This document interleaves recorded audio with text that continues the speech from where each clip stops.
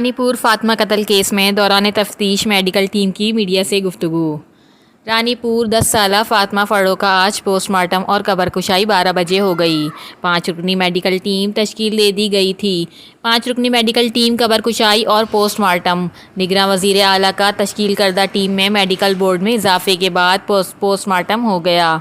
Medical team बच्ची के sample और DNA और दीगर चीज़ें ले गए ताकि मज़ीद कार्रवाई आगे की जा सके। जुडिशनल मजिस्ट्रेट कंडियारों की निगरानी में मेडिकल बोर्ड तश्कील दे दिया गया था, जिसने आज पोस्टमार्टम कर दिया। मेडिकल टीम की मीडिया से गुफ्तगू, हतमा रिपोर्ट बाद में पेश की जाएगी। रिपोर्टर शुमाइरा मंगी, रानीपुर, CCN न्यूज़। कौन कौन शामिल है? इस टीम में जो है ना प्रोफेसर शामिल हैं, जो कराची से और हैदराबाद से और नवाबशाह से। फिर इसके अलावा भी कोई मेडिकल की टीम बनाई गई थी अपने वजीर आला की जानिब से, वो अफराद भी यहाँ शामिल हैं? ऐसी कोई मेडिकल की टीम नहीं बनाई गई थी। डीजी की सिर्फ आपकी जो डीजी हमने ये बोर्ड जो है तरतीब दिया था, ठीक है, हमने ही लेटर निकाला था और वो जो है ना इंतहाई हाई प्रोफाइल हमने बोर्ड बनाया है और इंशाल्लाह बड़े कॉम्पिटेंट और इंतहाई ईमानदार जो लोग शामिल हैं। आप तसल्ली रखें, इंशाल्लाह ताला जो हकीकत होगी वो सामने देखिए, वो जो लेबॉर्ट्री होती है उसमें भेजेंगे ना, उसका प्रोसेस है।